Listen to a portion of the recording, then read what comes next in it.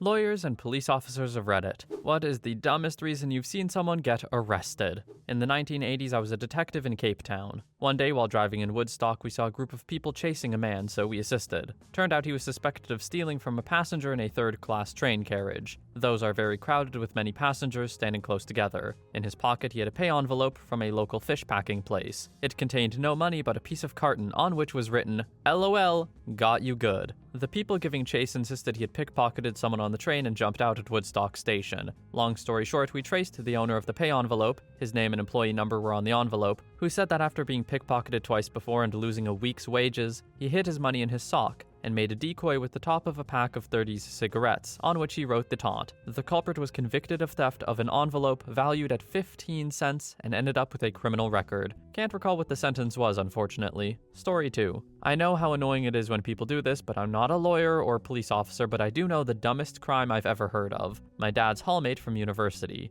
A young man walking home from a night out passed a bus depot and decided to take a bus for a spin, help people get home, etc. Upon return to the bus depot, he was arrested on a few charges including drunk driving, endangering the public, and a weird form of theft as he returned it without prompting. Following the charges, he was released awaiting trial, likely going to receive a nasty slap on the wrist, some fines, maybe a short prison stay, and a suspension of his license. Not long before the trial, he needed a good night out with friends, and he walked home past that same bus depot. It was just too tempting. He served 2 years. OP, what do you mean he did it twice? I'm surprised he got off with it once. Like, you're right, he was probably just gonna receive a strong slap on the wrist, whatever. Instead, he decided to steal a bus for a second time and just go to jail for 2 years. Incredible. Story 3. I was a seasonal officer at a beach resort. One day I was stuck in the substation working on a bunch of reports when I hear another seasonal officer and a senior officer get dispatched to a hotel for unknown reasons. 2 hours later and I'm still doing paperwork. In fairness, I took a break for lunch, and both of the officers come in with arms full of large brown paper evidence bags, like the 2 feet tall ones you put groceries in.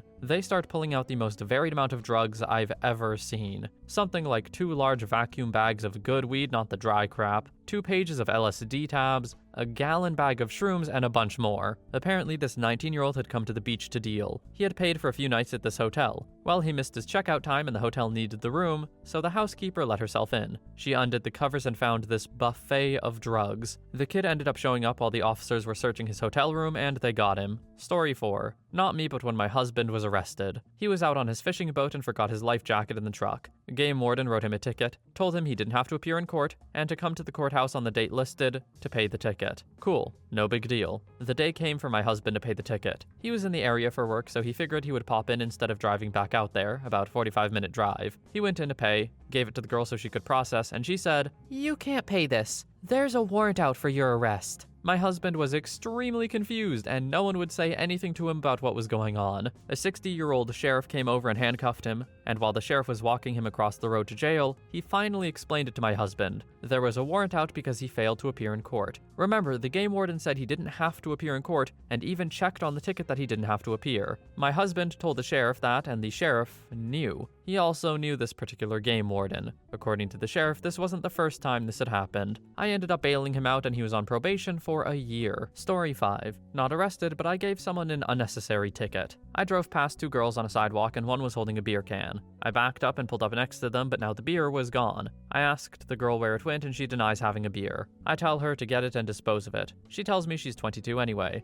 I respond, "Great, no reason to get in trouble for alcohol. Just go get the can and properly dispose of it." She denies it again. Again, I tell her to just throw it away. Her friend tells her, "Just go get it." She still denies ever having a beer. I walk a few feet back to where I saw them and, surprise, there's a beer can on the ground. She got an open container ticket at 22 and a warning for littering. The worst part is after she got the ticket, she asks, "What if I was holding it for my friend because she's not 21? I tell her I wouldn't throw my friend under the bus, since she was the one in possession when I saw them, so it wouldn't have mattered. She still didn't seem to grasp that nobody had to get in trouble if she had just picked it up. Story 6. We never arrested him, but I investigated a fraud. We're a guy called our department that issues licenses to captain oil tankers, etc. When they told him he didn't have enough evidence of previous sea experience, he literally emailed in a photograph of him sat at his computer forging a sea service testimonial for his last company and asked, "Is this okay?" I was part of our law enforcement unit and we agreed we needed to ask Parliament to add a new merchant shipping offense for being a total freaking idiot. Story 7. Not me, but my grandma was a lawyer. She had to defend someone who stole from a store in a city in Hungary around midnight. The only reason they got caught was because they used some matches to light up the place, and that set the fire alarm off. As if that wasn't enough, a few weeks later in court, my grandma tells the judge to look at the kid, how young he was, and that he couldn't have possibly been strong enough to break open the door or carry something outside and steal it. At this point, the defendant stands up, points at his muscles, and shouts, "Hell yeah, I could!" That's basically when my grandma gave up.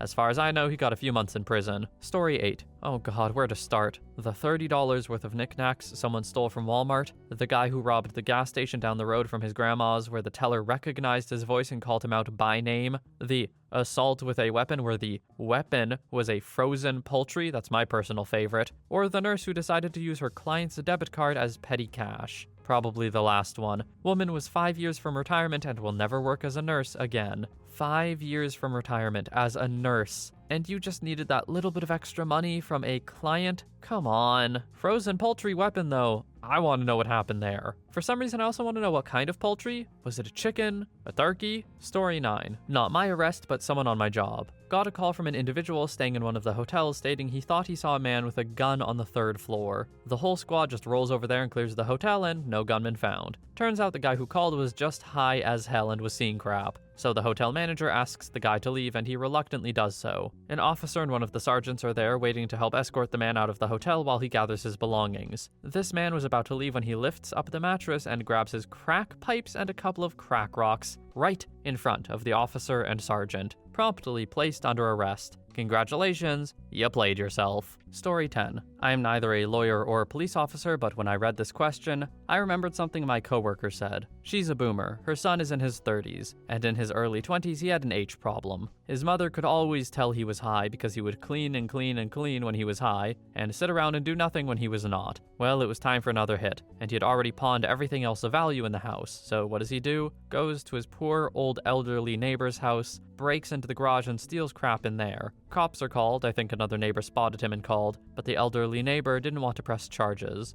Addict showed remorse enough so that the elderly neighbor believed him. That and the addict cut the elderly neighbor's lawn all the time, so it was all good. Except for the addict wasn't having that crap. The man who had an otherwise clean record felt guilty enough, and still high enough I guess, that he asked the officers to continue with pressing charges on himself. Everybody else was okay with the kid getting off scot-free. The officers explained to him he would be charged with a crime and this was serious. He more or less told the cops that he had done wrong and wanted to pay for his mistake. It was something expensive he tried to steal, so it was counted as a felony, I think. The breaking and entering was also something he was charged with. Dude spent almost 7 years in prison, and he's still on probation today. This dude that had a clean record screwed himself all up because he basically wanted to. Maybe I'm giving the guy a bit too much credit here, but I feel like this is sort of almost a cry for help. Like he doesn't know how to get clean other than to sort of force himself to in jail, and as such he figured going to jail was better than to repeat the cycle because he felt it might have happened again. Again, maybe I'm giving him too much credit, but that's a possibility, I think. Maybe not the absolute dumbest. Story 11. Not a cop, but an EMT. It was one of the few times I was working in the city and I got dispatched to a drunk guy lying in the street unconscious. When I get there, he's absolutely not unconscious. He's just rolling around shouting random abuse at people, but does have a cut to his head. I have no idea how he got this cut or what's happened to him, so I approach him at roughly the same time 2 cops turn up due to all the shouting. I try to ask him what's wrong and he tells me to screw off. The cops tell him to stop swearing or he'll be arrested. I ask how he got the cut on his head. He said, "Screw you, that's how." Again, the cops say stop swearing or you're gonna get arrested. I'm like, okay, well can I at least check you over in case you're hurt? I could have probably left after he told me to screw off, but if he's been punched or has fallen and hit his head, there's a chance he has an injury. He starts into a big rant, calling me a freaking idiot and a coward, saying he's going to freaking kill me. Sure enough, arrested. Perhaps not the dumbest reason compared to the others here, but it's dumb as there was no need for it. He wasn't mentally unwell, he He had no head injury. He was just a pretty rich, drunk 20-year-old who had gone out drinking with his friends and was trying to act cool. He was also warned twice not to swear, and then the very next word out of his mouth was a swear word. In my opinion, the cops were pretty chill giving him 3 chances. I'd imagine others would have arrested him after the first time. And yeah, the swearing doesn't offend me, but this was in a busy street in a busy city with a lot of kids and families around. In a quieter place, he probably wouldn't have been arrested. Okay, but swearing isn't an arrestable offense, no? Like, what would the charge there be? I mean, drunk and disorderly, probably. There's also some disturbing the peace charge I'm sure he could have been hit with. Weird the cops focused so much on the swearing, though. Where do you live, OP? Story 12. Not my story, but my grandfather's. Faintly remember, so some details will be left out. Around the 1970s in New Hampshire, my grandpa responded to robbery, and when they got there, no one was there, so they just started to investigate the scene. They went around back and saw a guy in all black just chilling, digging through the trash, and asked what he was doing. He said, "I'm looking for my friends." And my grandpa asks if he needs help finding his friends, and the guy said yes. So not more than 5 minutes later, the guy called out into the woods and had 2 other men in all black come out, and you'll never guess it, but they're the ones who robbed the place. And they all went to jail because of their idiot friend. Story 13. Not a cop or lawyer, but I just saw on the news that these kids that are pretty young decided to go on a chase with state troopers, thinking they would stop chasing them after they crossed the county line. Nope, still in Texas means they will still hunt you down. Anyway, so the cops are continuing to chase them down the expressway, and the kids are live streaming this on Facebook, talking mad smack about how the cops have nothing on them, and they need to leave them alone. It ends with the kids getting their tires popped, and them going off into the side, and the cops telling them to get on the ground while they cry and apologize to their moms. Turns out one of their friends in the car was a fugitive. He was really young. I think I read somewhere that 2 of the 3 kids are fugitives, but I don't have confirmation. Pretty wild stuff. Story 14. I'm from a small town, and once this stupid guy decides to rob one of the small grocery stores in town. This idiot apparently didn't have a car, as he decides his getaway transport would be a train, as the train station is close. Keep in mind, this is a small town where the train comes every half hour, so not the best idea for a quick escape. Well, the grocery store calls the police, who have no problem finding this guy. Why? The train station is literally on the other side of the road from the grocery store. Story 15. I was the person to get arrested. I was in a hurry to get the last train of the day in order to get to my girlfriend. On my way, I realized I forgot my watch and I needed to know the time. So I asked this guy on the bench for the time. Apparently, he was a civilian policeman, which obviously I didn't know, and he would arrest me for resisting law enforcement officers. He was investigating a case of quite a big group of drug-dealing teenagers in my hometown, and thought I was part of this group, and I was trying to distract him so they could run away without notice. Worst day for a long time at this point. Missed the train and spent the night at the police station.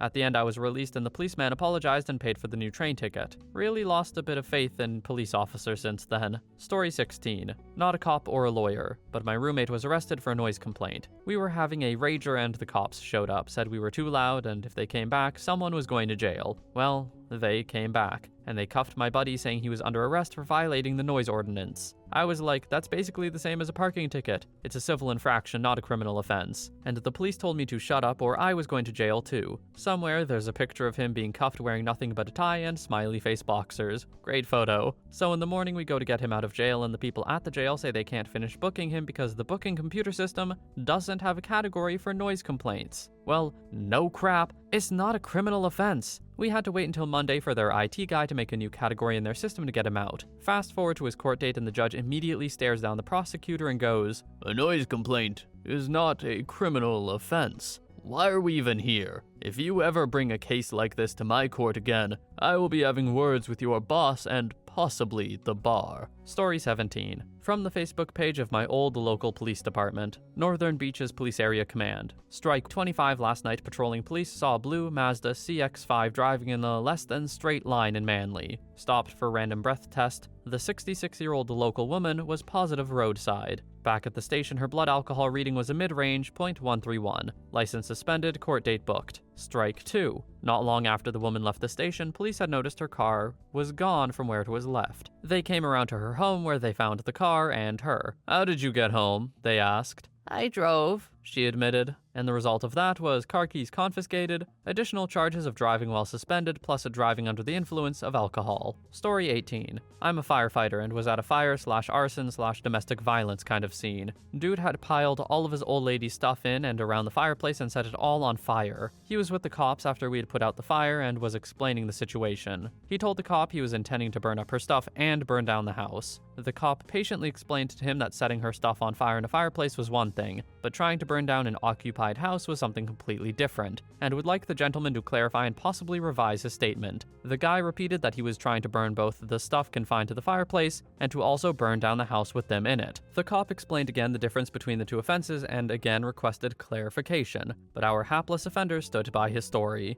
At this point, the officer read a short statement from a card he carried in his pocket and then requested a much more official and legally binding version from the resident. Said resident patiently and obstinately explained that he was trying to burn down the house and all the stuff, and couldn't be more clear in his explanation if the officer wouldn't listen to him. I got called on the case a couple of times, and the guy ended up with 12 years in the Florida prison system. Maybe possibly PMITA prison, but probably just regular old play cards and wonder why cops are stupid prison. Story 19. They didn't get arrested, but it's related. A couple friends of mine in college sold the hardest drug of all, Magic the Gathering cards. They ran the school's club, and so they were charged with taking the club money, going out to shops, and buying loads of cards for drafts. Nothing illegal in the slightest. Well, for some reason or another, they'd long gotten into the habit of referring to the cards as quote-unquote product. A huge draft was coming up, and they were discussing in their room the logistical challenges of obtaining so much product, as well as properly distributing the product to all the buyers, etc. Like half an hour in, they get a knock on the door. The RA of the floor says,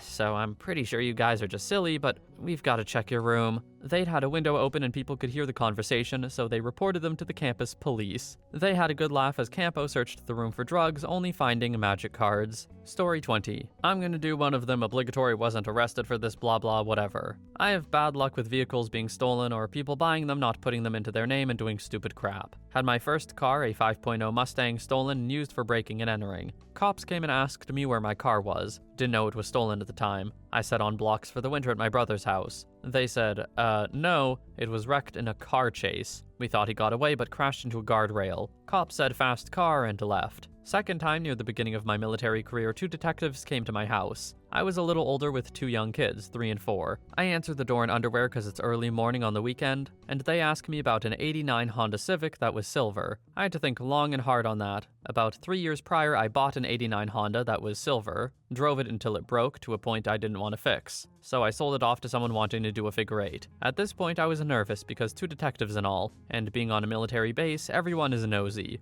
They both look at me and said, well, you're military, so we believe you. Thanks for your service. Scared the crap out of me though, not gonna lie. Story 21. My office represented Sally 10 plus years ago, prior to me joining the firm. She's currently in her late 70s. Sally has a massive drinking problem. She's had a few DUIs and currently doesn't have a driver's license as a result of several suspensions. But that doesn't stop her from drinking or driving. She calls my office randomly at different times, including first thing in the morning when my office opens, and is always drunk. I've had the misfortune of picking up the phone when she called several times prior to us having caller ID. She would talk and talk and talk, and you couldn't get her off the phone. She talks about anything and everything. Occasionally it would be about her latest legal issues, but more often than not she would act like we were her friends, and she was calling to chat. My secretary would put her on hold sometimes, and 10 minutes later take her off hold, and she would still be talking. We tell her every time that we don't represent her anymore and she needs to speak to her current lawyer. No avail. Anyway, her antics. One particular incident involved her getting into a car accident and fleeing the scene,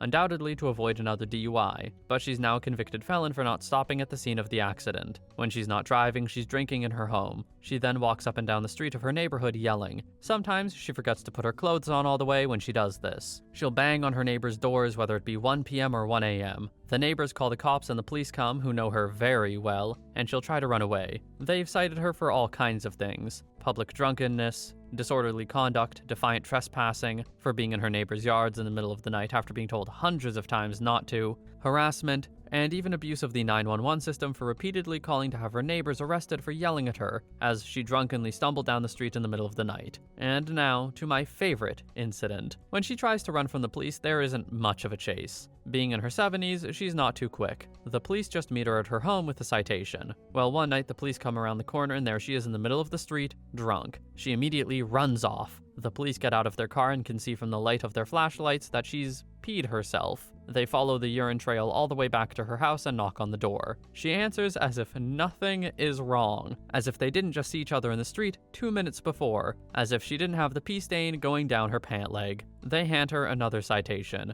It's been about 2 years since she called my office. She's now living with a family member in another state. She told me she was chased out of town by the police. What she means by that is they wouldn't stop citing her for her drunken misconduct. Story 22. I used to work as a criminal defense lawyer, retired now, and I saw some weird cases. But by far the dumbest I saw was a client who was facing an indecent exposure charge. She was in a car accident and apparently she hadn't worn her safety belt. She was T-boned by a van and her car flipped over before landing on the side of the road and she flew out an open window. Through some miracle, she wasn't crushed under the car or flayed when she hit the ground. Her injuries were all pretty much superficial, but her clothes were shredded, so she ended up almost entirely naked. The prosecutor tried to spin a story about how she was technically responsible, since she had made the decision not to wear a safety belt. The jury thought it was the stupidest thing they'd ever heard, and eventually the prosecutor dropped the charges. This was easily the worst disaster I've ever seen outside of the development of Bubsy 3D, and the way it almost murdered my beloved Bobcat. I want to know why any prosecutor thought a jury would let that slide. How are you going to get everyone on the jury to agree, like, yup, she deserves an indecent exposure charge because she didn't wear a seatbelt and her clothes got torn to shreds as she was flung from her vehicle?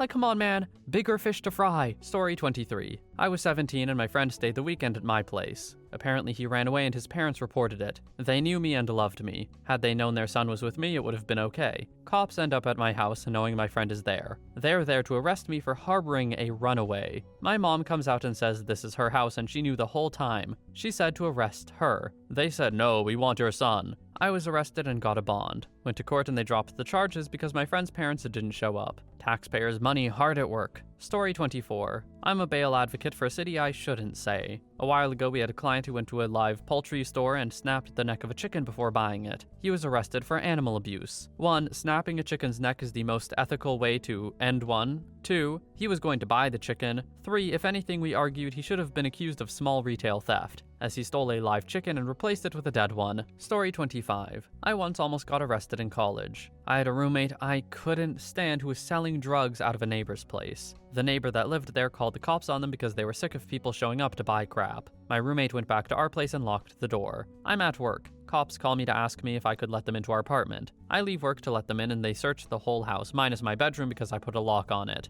I had a bag of Himalayan salt in my cabinet that they were convinced was ice. I ended up eating some of it in front of them to prove it wasn't drugs. They took it anyway and arrested my roommate and took all of his crap. The cop asked me if he could bring a canine in and I told him he already found everything. Little did he know, behind my locked door, I had my own personal stash of goodies that could have put me away for years. Story 26. Not a cop or a lawyer, but I have two. The first was on Halloween. 2 guys got in a fight in the lineup for a bar. Cops were already at the bar with the drunk person van because it was a busy night. They arrest the 2 in a fight when a drunk guy runs out of the line and says, "Hey, arrest me too!" to try and be funny in front of his friends. The cops looked at each other, shrugged, and did. The second was my neighbor. He had gotten insanely high off of I don't know what and punched out all the windows in his house. Then he phoned the police saying he'd been shot. I'm guessing there was a lot of blood. Police shut down the street. Our version of SWAT shows up because they think they're dealing with an active shooter. Turned out to be a massive drug bust because apparently he was a local dealer. Story 27. Not a cop, but 4 people in my town brought dozens of pounds of marijuana into a hotel room. I'm not sure the terminology, but they began to process it, separate the bud from stalks or whatever. Because they were idiots, they started smoking some of it too. Housekeeping called the cops and they were arrested in one of the biggest busts my town had in years. Similarly, an acquaintance of a friend was a Cambodian gangster from Fresno living in the NW. They drove about 1,000 miles to Fresno to pick up some ice. They had their trunk about half full, as I heard, I forgot how much it weighed, and a pilot car guiding them. They went the speed limit, followed all the laws all the way, until they were about 25 miles away from home and saw the city lights. The guys trafficking got excited, started speeding, and passed the pilot car. They were quickly pulled over going over 100 miles per hour, and their cargo was quickly discovered. Those two guys are in prison and will be past this decade. It all harkens back to the old saying, you can break a law, just don't break more than one at once. Story 28. I was attending court for work, and I had 2 hours to burn before we had to physically attend our session, so I went into the public gallery for a random case. A man was being trialed by video link and entered a not guilty plea. His charge was assault. Apparently when he was in Brisbane, Australia at Street Eat, like a food market, he went up to a male police officer at an ATM and licked his face. That is the dumbest one. Story 29. Maybe not the dumbest, actually most deserved is probably the term. Buddy arrested a dude for slapping a little girl. We were out on the local brewery porch on a nice summer night. Might be a place that makes alcohol, but it's mostly a family scene early evening. So as usual, a couple of kids and stuff playing and running around. This girl, who might have been 5, I'm terrible with ages, ran full sprint into this balding middle-aged man, knocking his precious Bavarian pretzel out of his hand. It wasn't an instant drunk reaction, he kinda looked around and then slapped this little girl. Not like knocked her out, would have been a love tap to an adult man, but would it matter at that point? My buddy jumped up and grabbed the dude, said he was an off-duty officer and basically protected this dude from about 50 people who wanted to beat the crap out of him until the cops got there. So I'm like 3rd degree here. My buddy didn't even arrest him technically, just grabbed the dude while people around him just stood there spitting on him and talking crap. You don't slap a little girl in a small town, dude. We know where you live. What the hell is wrong with you? Dude wasn't even drunk, by the way, just a piece of crap. Haven't seen him around in a while. I'd like to say too,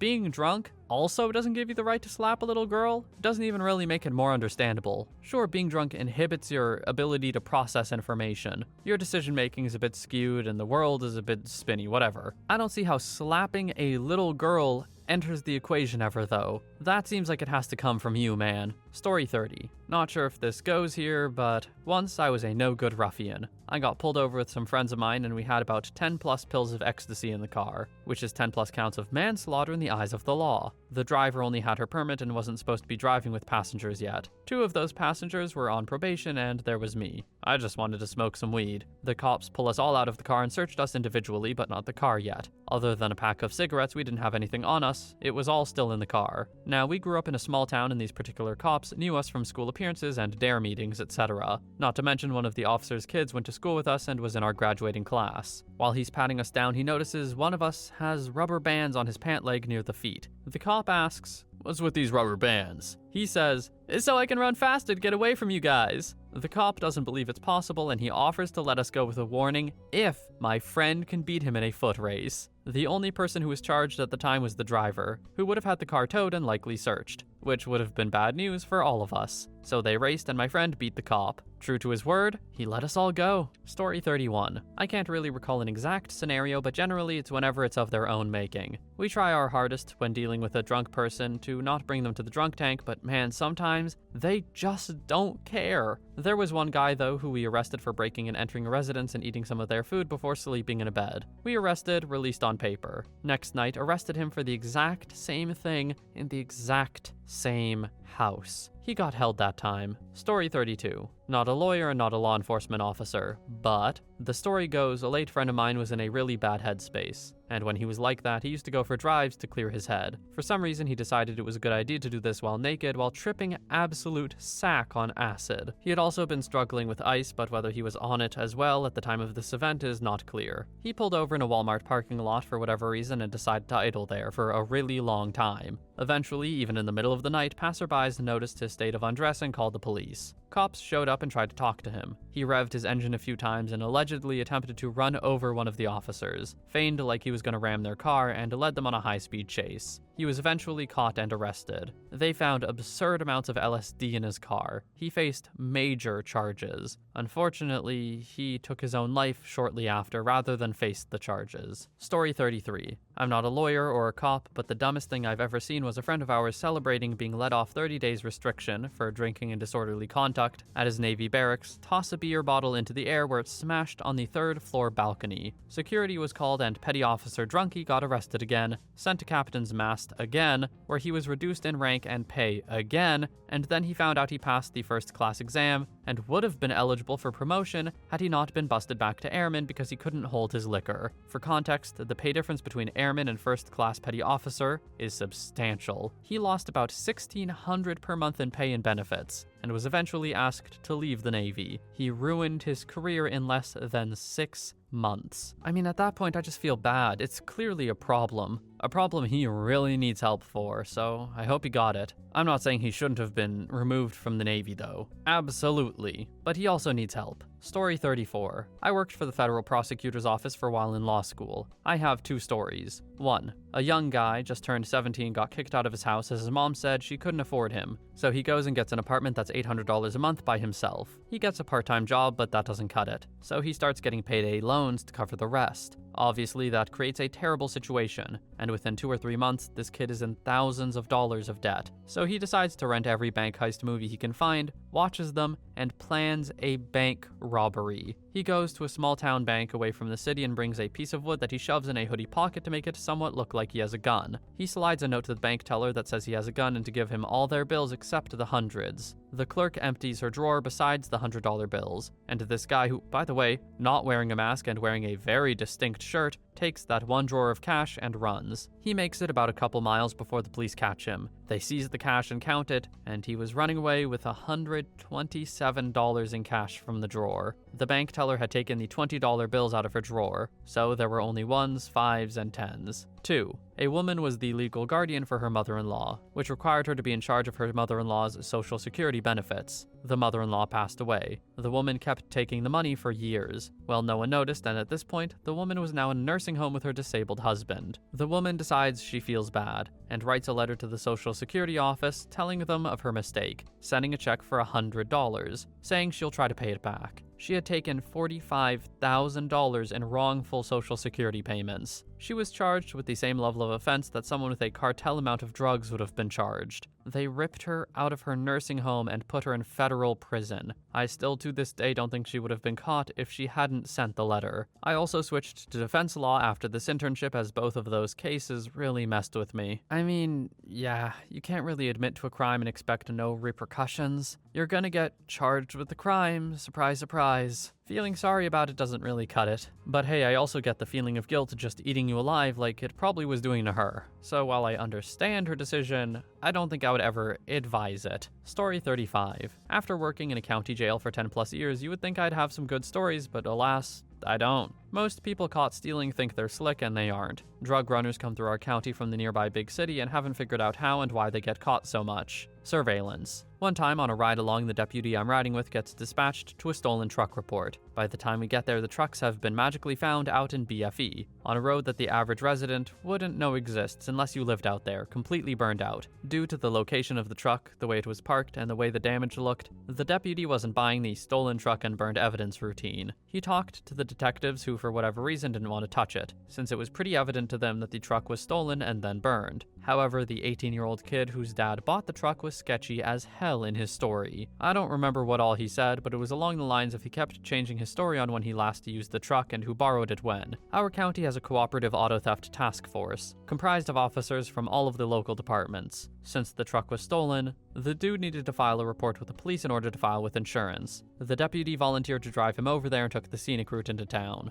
By the time we made it to the auto theft office, old boy cracked and admitted to parking the truck himself and burning it to get the insurance money. However, the plot twist is that since he didn't actually file a claim, no real laws were broken, since it's not a crime to burn your own property. So he and or his dad were stuck with a truck note and no truck. They'd only had the truck less than a year and it was brand new when bought. Story 36. Lawyer here. I have a client who is charged with a larceny under $250, shoplifting, resisting arrest, and sale of alcohol to a minor. The story goes that state agents try to set up stings with undercover under 21-year-old kids asking adults at stores to buy them alcohol. Kid asks my client to buy him beer. My guy says yes. Kid gives him $10 of marked money. My client goes into the store, takes a 12-pack of beer, and walks out. When the kid asks him for money, he tells the kid to go screw himself. When the agent reveals himself, he runs from the agent. City police find him drinking the beer at a park about 30 minutes later, and they ask him to give the $10 back and they'll let him go. It was a blown sting after all, and they would just summon him to court for the shoplifting. Instead, his drunk butt refuses and he fights with the cops, who arrest him and charge him with the above. Story 37.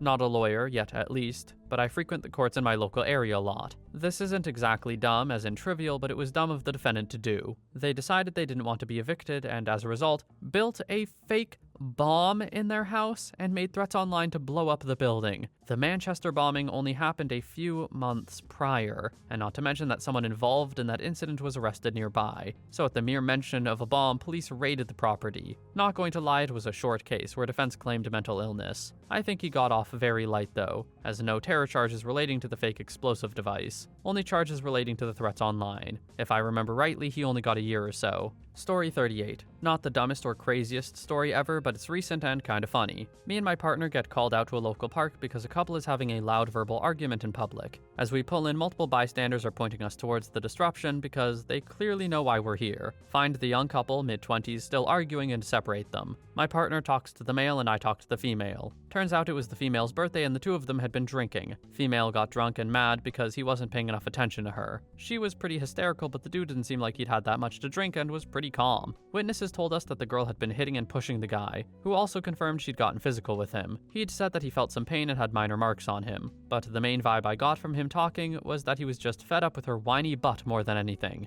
Girl admits to the assault, so we hook her up and put her in the car. As I'm seatbelting her in, I hear my partner talking with her boyfriend. Out of the blue, boyfriend says, "So I'm just supposed to stand here while y'all take my girl?" Cue exasperated sigh. Bro, after telling the cops that she got physical with you, you're surprised that this is happening? Dude starts getting all belligerent about us arresting his girlfriend. We're trying to de-escalate and tell him he can bail her out later if he wants, but he's lost his mind. My partner and I were really not in the mood to fight that night, but it was rapidly approaching that time. But then we both looked at each other and had the same small moment of clarity. The girl was already in the squad car, so we didn't say any other words to the boyfriend, got in our cars, and drove away. Dude's face in the rearview mirror was priceless. He was probably even angrier than he would have been if we'd fought and arrested him. Story 39. A few buddies and I went into an abandoned house when we were 17. And I mean abandoned. Door falling off, car in the driveway, wheels literally rusted off and resting on the ground, broken out window, the full nine. We were walking amongst piles of random crap, destroyed walls, and creepiest of all, a bed with the outline of a person.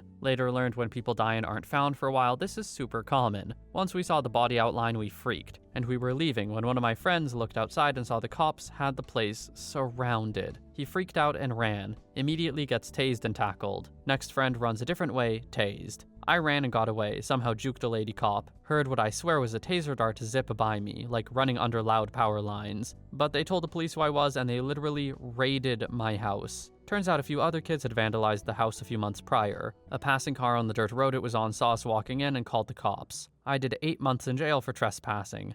Biggest plot twist was a woman showed up to court, maybe mid-40s, and asked the judge why she was summoned. Turns out through 3 or 4 different deaths, she had inherited the house and had no clue. It sold a few years later for almost $350,000. Story 40. Not a lawyer nor police officer, but do have a brief story about some mates who did something stupid and ended up on telly. Back in the day when me and my mates were in our late teens and filled with extreme amounts of dumb energy, I think it was on a night of fireworks for bonfire night in town, we did our usual drinking to excess and being a public nuisance. 2 of our mates disappeared during the fireworks, and the next week one was banned from entering the town center, and the other had a tracker on his ankle. They filled the rest of us in that they went to an apartment block, ripped up a bolted down bench, and took it to the footbridge over the river a couple hundred yards around the corner from the block. They then sat on the bench in the middle of the bridge to smoke a spliff, and then chucked the bench into the river. What they had failed to notice when lifting the bench was the apartment block was fully covered by CCTV, and there was a chub camera overlooking the footbridge. So a few months later, the footage was used for a program called Britain's Dumbest Criminals. I can't explain it, and I mean this in the most respectful and loving way. This is the most British thing I've ever heard. Like, I know the stereotype is stabbing, but something about this. It just feels like it couldn't happen in North America. I don't know what it is. Story 41. So glad my husband doesn't have any of these. He's a cop and a good one, but his stories all consist of, this guy could have gone to jail, but if you look at the whole situation, everybody deserves a break, so I gave him a warning.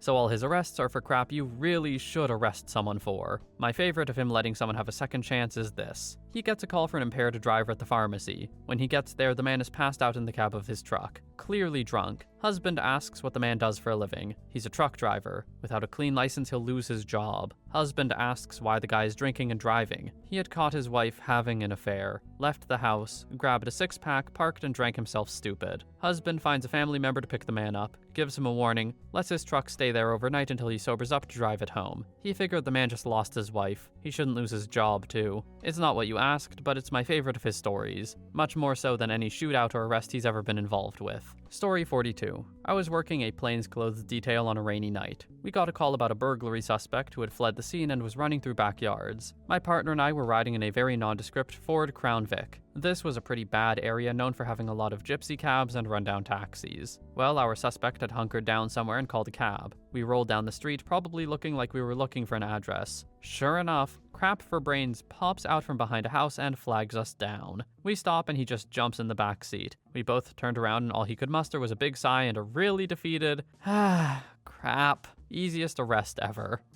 Look, man, if you're gonna jump in the back of a cop car when they're looking for you, you deserve it. Story 43. Obligatory not a cop, but my buddy was drinking a beer on the sidewalk in Brooklyn, and the cops get him for open container. They were just going to give him a summons and move on, but as they ran his license, they saw he had an outstanding warrant for failure to appear. So they wound up taking him in and he spent the night in jail. The failure to appear was for, wait for it, open container. Story 44. Not a lawyer or police officer, but I used to work as the police beat reporter for a local newspaper. One time in court, someone appeared on charge of public intoxication. The judge read the complaint, which said the woman was in a bar not bothering anyone, when a deputy doing a bar check had her arrested. She pleaded not guilty, and after court ended, the judge was like, "Who is the deputy that wrote this citation?" I believe the charge was later dismissed, but arresting someone for drinking in a bar definitely seems like one of the dumber arrests that could have been made. Story 45. I'm neither a lawyer or a police officer. I'm the one who was arrested. The cops arrested me and put me in a cell because I resembled someone who they were looking for. Because I'd only left my house 5 minutes earlier, I had no proof I wasn't the person. The next morning, they let me go, saying no further action was being taken.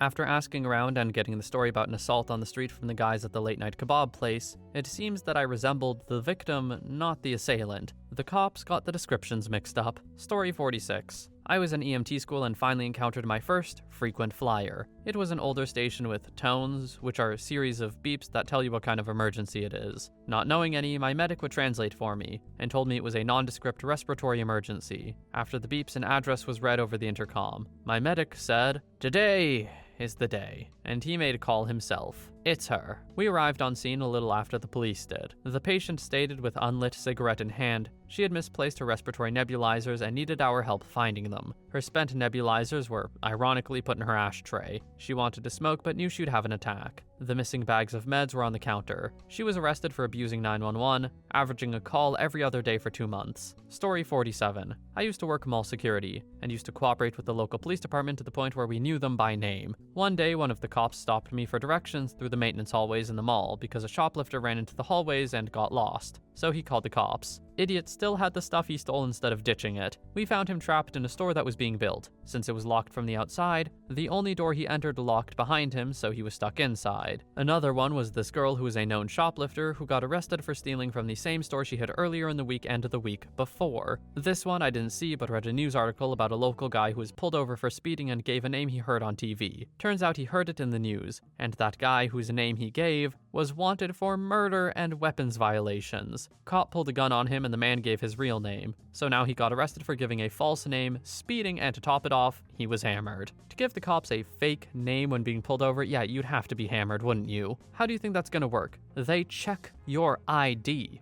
Story 48. Not necessarily arrested, but getting in trouble, not for the crime they did, but for having obstinate attitudes and being obstructive. I have 3 friends who are police officers, and the one I talk to the most tells me stories of people breaking laws in minor ways. Stuff like being in a park after hours, jaywalking, going over the speed limit, things like that. My friend goes into those situations planning on just giving the person a kind reminder of the park hours or speed limit or whatever, but sometimes the situation escalates just because the person is being obstinate/obstructive and isn't willing to just let it go and leave the site. So yeah, when the cop was about to just let you go with a kind verbal warning and you make a big scene and start a fight, that's pretty dumb. Story 49. I'm not a cop, but I saw an old man get arrested at the post office for trying to pick up his mail. He said he hadn't gotten any mail at all for 3 weeks and he needed his pension check to pay bills. The cops dragged him out, screaming at him for wasting their time. They wasted their own time. He wasn't being disruptive, he had gone through the line, informed the person behind the counter of his situation, and that he wouldn't leave without his mail. Then he stepped aside, not blocking the line. Yeah, cops, you keep that public safe. Definitely doing good work here. Come on, man, what was he gonna do? Story 50. A woman was pulled over for a traffic violation. She had some vitamins in a container in plain view. When the officer asked her what they were, she decided to be funny and said,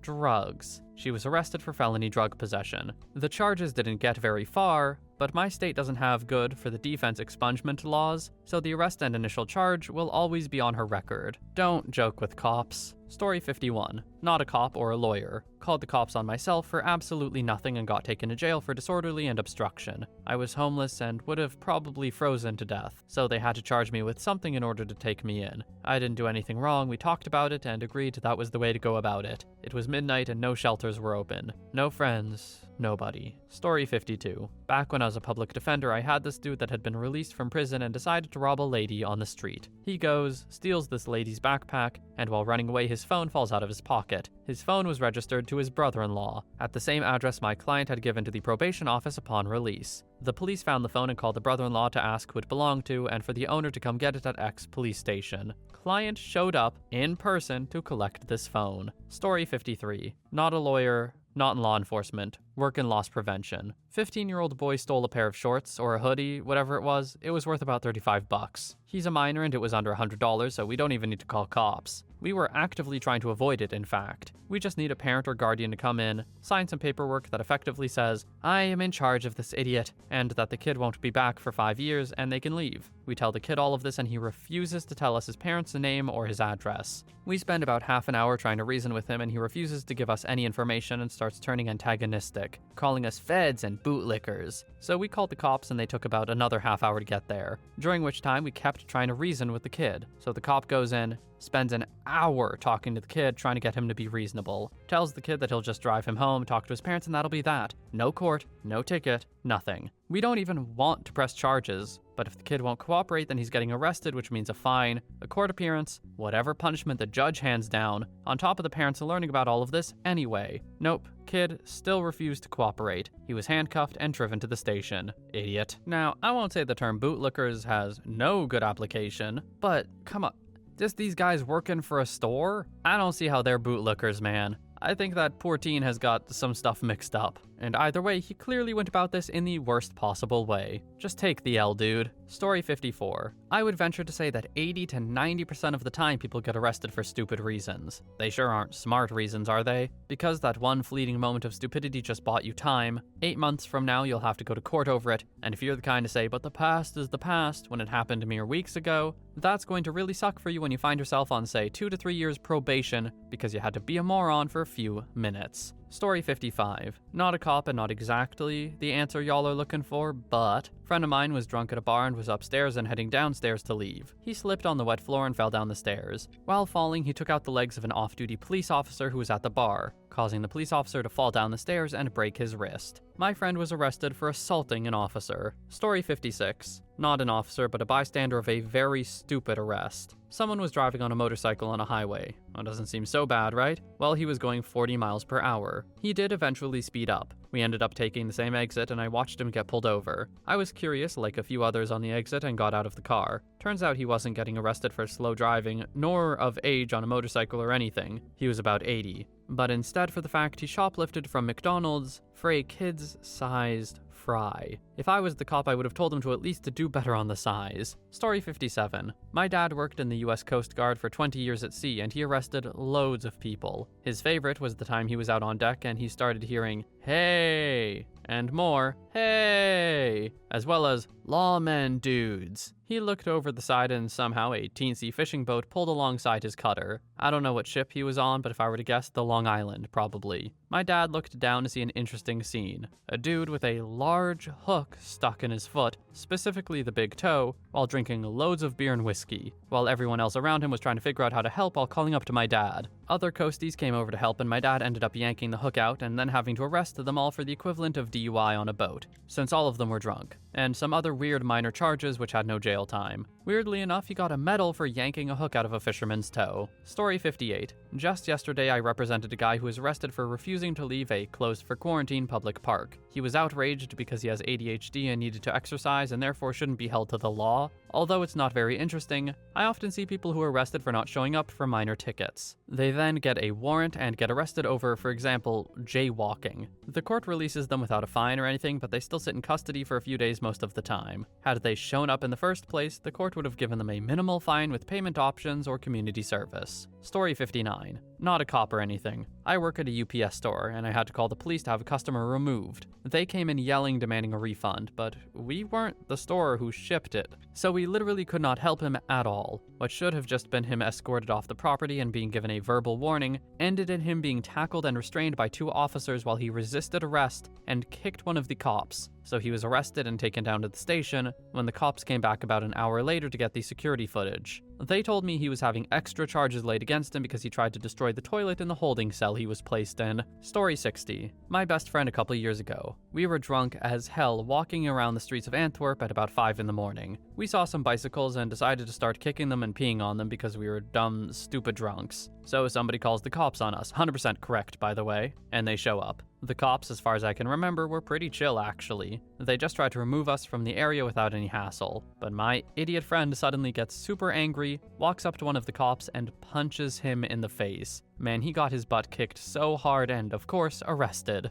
Me and the other guys just had to go to the station with him. Maybe after an hour or so they let us go, but my dumb friend stayed for another day, I think. Story 61. Didn't see the arrest, just the court case afterwards. Guy was an attorney and removed files from the surrogate's court clerk's office. Surrogate's court does all kind of work with probate, wills, stuff like that. I believe he had a personal involvement with the case, wanted to look at the files, and just up and left with them, which is a felony. That, if I recall correctly, they caught on video. Oops. The sucky thing about it for him was that he was facing deportation if he was convicted, and he didn't want to go back home to Iran. But he also didn't want to admit that he blatantly and stupidly broke the law even if it was accidental. His attorney managed to work a plea deal for him that 99.9% certain would have prevented him from being deported, but he was constantly a nudge about it. Lawyers make the worst defendants. Story 62. I was working in off-duty detail at a retail store when store loss prevention asked me for help apprehending a suspected shoplifter. 17-year-old kid stole a pair of dress socks he wanted to wear on prom night. He had almost $500 in his pocket. He was made to sign a statement saying he was banned from all store locations for life, and we called his dad to pick him up. Local PD showed up,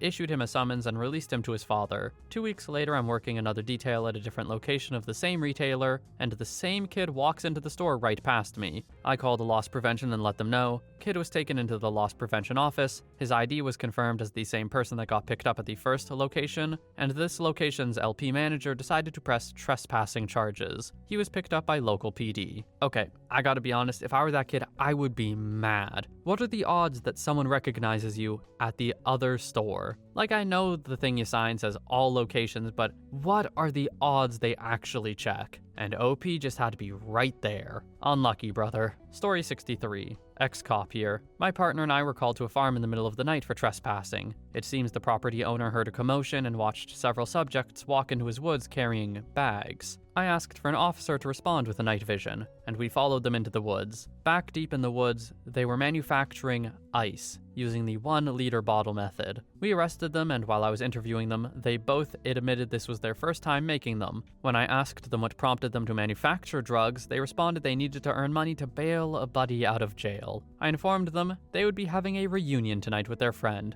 and they were both charged with 4 felonies each. Ah, yes. The best way to get your friend out of jail, by breaking More laws. Cool. Maybe you shouldn't have watched Breaking Bad. Story 64. Obligatory, not a police officer, but I've been waiting to tell this story. Small country town, sophomore year of high school. A friend and I watch a high schooler standing in the crowd of high school and middle school kids heading to the buses trying to sell weed to the middle school kids. One of the two town cops that is on site at school walks to him. Dude drops his bag of weed in full view, then puts it in his pocket. Denies to the cop that he has it. I don't know what you're talking about, officer. Cop has kid empty his pockets. Cop stares at the bag of weed. Oh, so what's this then? It's not mine. It belongs to my dog. Kid gets arrested. From the creators of My Dog Ate My Homework comes My Dog is Selling This Weed. Story 65. My sister got arrested for drawing dongs on my brother's face while he was passed out. It escalated into an argument between her and my father, both were drunk, and she ends up kicking him in the face from a sitting position while he stood over her yelling. Well, next thing you know, the neighbors call it in and she gets arrested for domestic violence assault 4. Best part was the deputy who had to go in the back bedroom with a flashlight and roll my brother over to examine his face to verify the whole story. Story 66. Not police or a lawyer, but almost a juror for this one.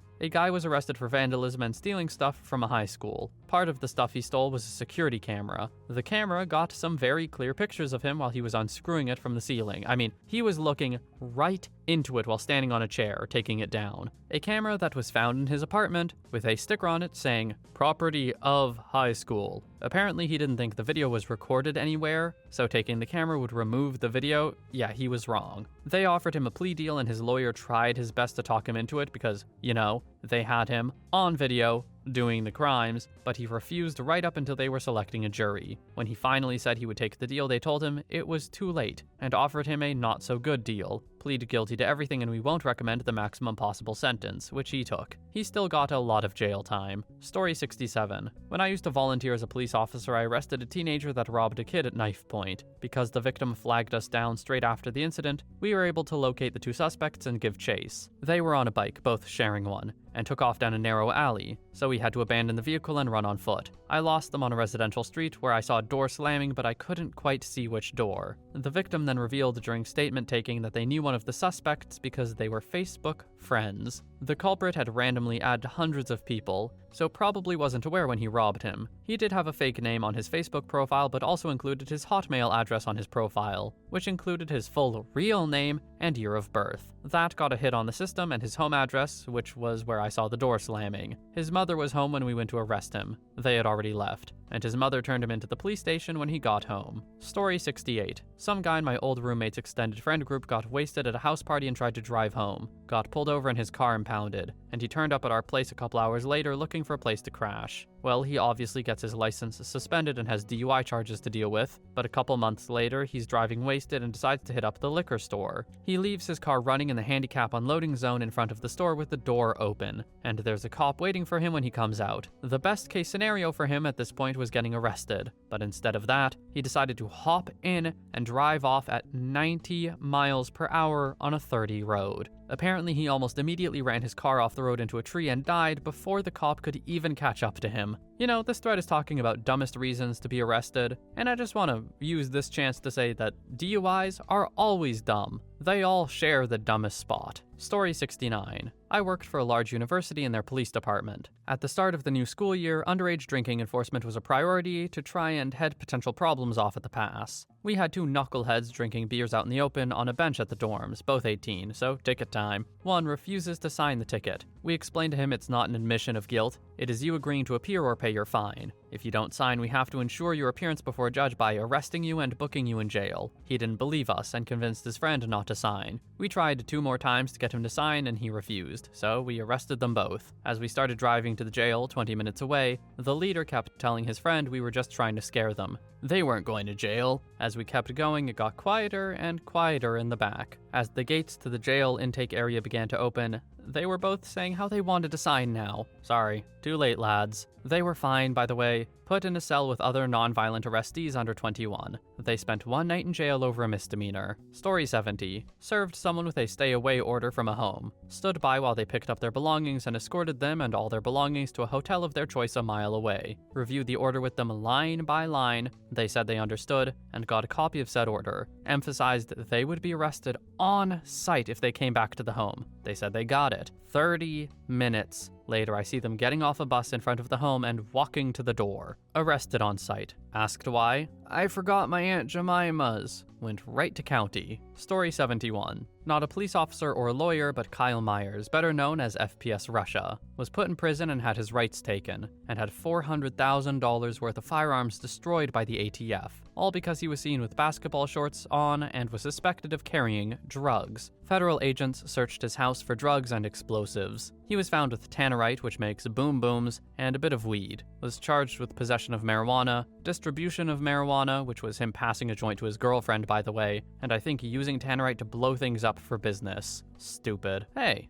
I used to know this guy. Not personally, I mean from YouTube. Did this really happen? I'll have to look into this. If this is real, that sucks. I never watched this video, but seeing anyone get arrested and charged over marijuana possession makes me upset anyway. But for now, that is all the stories we have for today. Thank you everybody so much for watching. I hope you have a wonderful day or night wherever you are. Please don't get arrested for doing something stupid, and definitely not a DUI, and I will see you all in the next one.